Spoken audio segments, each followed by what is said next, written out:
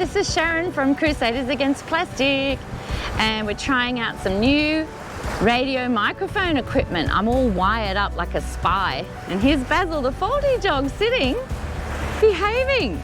Good grief. He's actually eyeing off a couple of little fluffy white dogs, and he wants to get down and talk to them, but we're not doing that. But he sat, I think he said, I'm being a good boy, look, can I go and talk to them? He's a funny one to take walking, and everyone seems to have their dog off leash this morning. What's going on? Oh, now he's digging up a rock. This is what he does. Look out, Frank, you'll get sand all over you. Yeah, that's what normally happens. I get covered in sand all over my shoes. But look, the beach looks pretty good this morning. We come down here regularly and we pick up pieces of plastic and pieces of waste. But it's not too bad this morning. I mean, on the high tide line, you will always find microplastics everywhere. You know, it's not hard to find them, but they're not glaring at me this morning, which is great. So that's good news, yeah? I think a lot of people do come and clean up this beach. I saw a mother and her 2 teenage sons picking up a couple of things and putting them in the backpack. We've always got a bag to do the same. But sometimes I collect cuttlefish too for a friend of mine, Avia, who has 2 birds. She lives with my son, so I can see one floating out there. But last time I gave her enough cuttlefish to last her probably for the rest of her life, or the rest of the birds' lives.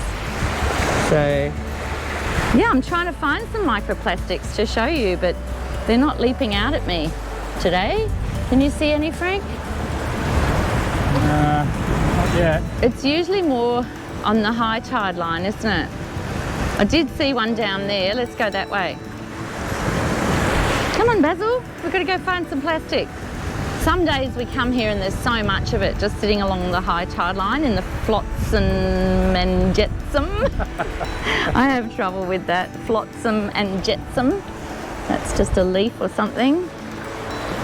Yeah, sometimes there's so much of it, it's crazy. It's quite distressing. And they reckon we're eating like a credit card of plastic a week or something. It's crazy. So let's see what we can find today. Look at that pile of sticks there that have been washed up.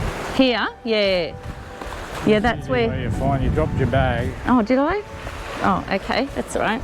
It's just my bag for rubbish. Yeah, not seeing a lot today, which is really good news, isn't it? It's funny because, you know, I'm disappointed that there's nothing to show the people, but I should be really happy about that. And Basil's looking for us. Yeah, normally. So what's going on that we're not seeing any today? Not looking hard enough, or? Normally there's loads. I did see a pink piece. Look at that. Is that plastic? That's styrofoam. Styrofoam, yeah. We always find styrofoam. You can hardly recognise it in with all the shells. Yeah. Shells. Look at that lovely shell stuck in the wall there, look. That's great. Can you see that? Yeah, close up. That's pretty cool. We've been in there a long time. Yeah. You can see the grit inside, the different layers of sediment. Yeah. No, that's good news that we can't really find much. There are little pieces, yeah, styrofoam. Here's another piece of styrofoam. So that's everywhere. And as Frank said, it's hard to spot. Stuff. There's a cuttlefish. They're worse stuff because it just breaks up and ends up looking like food for fish and bird life. But usually here, when you go through this stuff, you'll definitely find it in there. That looks like plastic, yeah. It's those little bits that are still in here. This gets cleaned up regularly. But that's not Basil has to help. Yeah, not too bad today. It's much better than, you know, we've experienced before. Another bit. Where's that? This bit? Yeah. So it is here, and then of course if we're finding these pieces, then there's lots of little tiny pieces too. Yeah, but this is a good day. Not nearly as much as we found on other days. We haven't travelled too much far yet, so... True.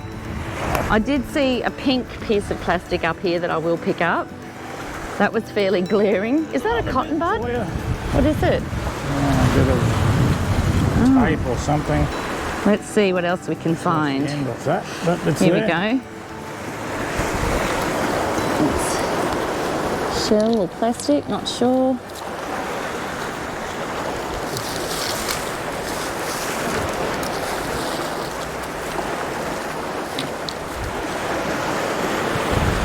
That's a bit of cigarette.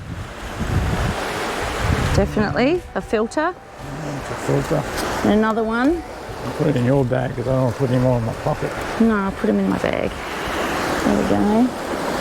And plastic out of the top of a bottle. Yeah, pretty much. There's plenty of those. It's more styrofoam, of course. Always styrofoam. That must be from boats, you know? No, it's just from packaging. Oh, packaging, yeah. Pardon me. Yep. Basil helps me look, he helps me dig. More styrofoam. There's a bit of, no, that's nothing. Yeah, so it's here, if you look, you know, it's here. Plenty of it. Another cigarette butt. There's always lots of cigarette butts. And they're poisonous to birds and animals, which is not good. Can you reach in there? They're actually made out of plastic, so Yeah. Yeah. for all the cigarette smokers. Yep. Here's another one. So within a metre, plenty of cigarette butts. Oh, and here's a piece of bike reflector. Whoops, staggering here over the rocks. Yeah, that one's in the cigarette butt. Yeah, so if you do look, there's plenty there, isn't there? Well, it's all going to be in these little patches of Yeah. debris that wash up at high tide. And that's where it conjugates with all the rest of the stuff that floats around the ocean, including sticks and shells and normal things, you know, like you would find in an ocean. Yep. There'll be heaps here, I think, just looking. There we go. Thank you. Yeah. So also grab yourself a shopping bag and, you know, just roam the beach and the parks, especially around rivers and creeks and lakes, you know, where it's going to wash into the waterways. It's another bit of very old flotation. Is it? That's that yellow foamy stuff. Yeah, See, I would have thought that was a shell. That's the thing, is a lot of it you don't recognise. There's a piece of plastic. Yeah. A little bit of blue stuff. Yep. Lots in there actually, just little tiny pieces. Another cigarette butt. Bubble wrap. Yep. Yeah, so this is... Wrap, more styrofoam. Yeah. I might be a bit better at finding stuff than Sharon, I don't know. Oh, no, the other pile didn't have that much. There's another bit of blue in here. Something Yeah. that we saw. Yep. Oh, there's another bit. Oh, dear. That's just this little pile of stuff here. Yeah. So you imagine how much is in this whole area underneath all the sticks and debris from the ocean. Yeah. It's all mixed in. All ends up washed back out in the ocean again and becomes a danger to marine life. And of course, if the marine life eats it and you eat marine life, then you're going to digest this stuff eventually. And as Sharon was saying, a credit card a week already. Apparently. That's awful, Keeps isn't going it? like this, you'll be eating a plastic bottle a week. You Yeah. won't even know it. Some little tiny circle of plastic here. Don't know what that is. Just a little...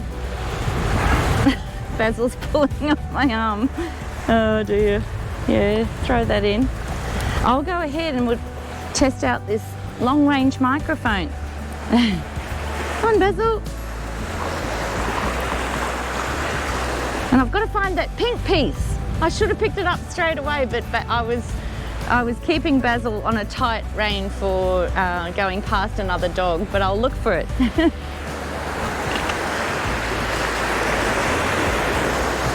Oh, Shaz is off having a look around. Have a look. Here it is. I found it. The beach. Oh, she's found it.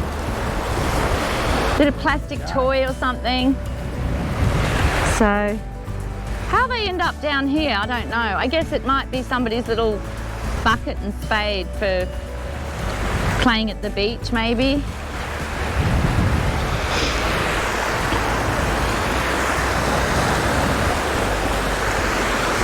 How far can I go? 250 metres?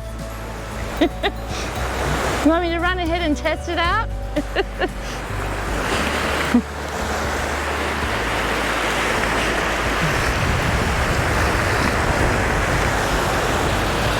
And this is my favourite piece of driftwood. It's amazing, isn't it?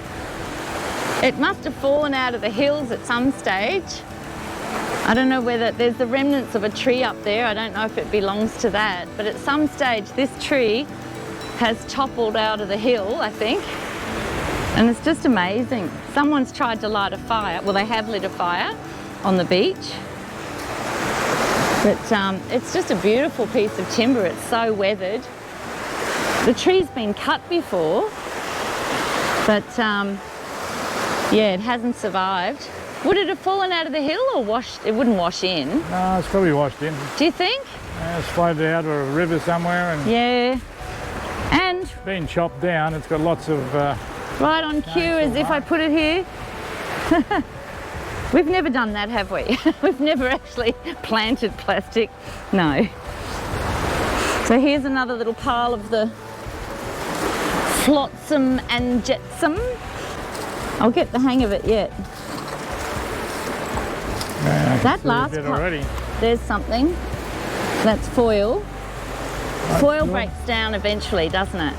But you I know. think it'll float around the ocean for a while. Yeah. Yeah, so let's just not leave it in the ocean for a Bit of start. glass, but that's okay. Glass Fish breaks. will eat that too, so... Glass breaks down. Oh, look at this. It's a little, is it an anemone or an anemone, I think? It's just a bit of coral, I don't know what type. Is it? Okay, that's pretty cool. Maybe someone can tell us. Someone will tell me what it is or I'll look it up. No, I thought it was an anemone. That's hard to say. I think that's soft coral. Yeah. Well, there you go. I've never picked up one of those in my entire life, so that's why we do this, because we're helping to save the environment, but the universe rewards you with a little surprise. It's true. It's true. Is that a straw? No, that's just cane. Here's a bit of, I just saw something, There's a basil. bit of foam, and I just saw a little black piece of something with a knob on the end, you know? Now I can't find it. Here it is, look. Oh no, that's just a stick. Okay, false alarm. You get a few false alarms, but that one there is some kind of soft plastic foam, that one. This one I'm not sure. That seems to be a piece of charcoal, but I'm not sure. It's kind of rubbery. So yeah, it's everywhere if you start looking, which is really sad. And we need to do better than this. We need to all do our little bit to clean up the coastline and the waterways. We went down to a creek near Frank's old work. What's that area? Pinkenbar. And there was so much rubbish in the creek. Yeah, I'll have to go back there for another look. And it was mostly from people stopping on the side of the road and having their lunch and just throwing all their macas and... Yeah, I don't know. There's a lot from the industry down there that hasn't been taken care of properly. Yeah. Flies out of industrial bins and doesn't get picked up. Yeah. But a lot of it was lunches, takeaway lunches and plastic forks and drink bottles. And so when you go, if you do get takeaway food, try to get glass bottles or make sure you recycle your plastic bottles. Think about your groceries, you know. Most of the takeaway foods now are using cardboard and paper rather than foam and styrofoam and plastic, so that's good. Try not to have a takeaway coffee cup lid. We usually ask for no lid, but now some of them want the lid for safety. So we try and use our keep cups, but with COVID that's been challenging. Have more coffee at home and less coffee, you know, takeaway. There's lots of little things you can do in your household, your groceries. Really think about the soft plastics and make sure you recycle them. Just put all the soft plastics into a bag and then take them back to Woolies or Coles and put them in that red bin. Hopefully they're looking after it appropriately. Yeah, another piece of plastic. You could be here all day if you start looking, and it shouldn't be here, you know. No, it shouldn't be here at all. What was that campaign? Keep Australia Beautiful. Yeah, not a good example, but anyway, that was run by Coke. Oh, was it? One of the main Sponsored a lot of that, offenders. apparently, and then Oh, okay. there was just a bit of greenwashing they did to try. Oh, right. Yeah. Okay. Everybody was throwing their plastic Coke bottles out the window. Oh, right. Anyway, Clean up Australia. they clean it up anyway. Yeah.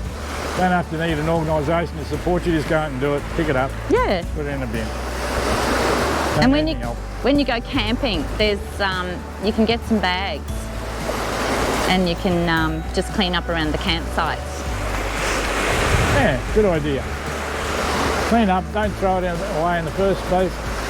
And yeah, look after the environment, look after the ocean environment for sure. And do your little bit.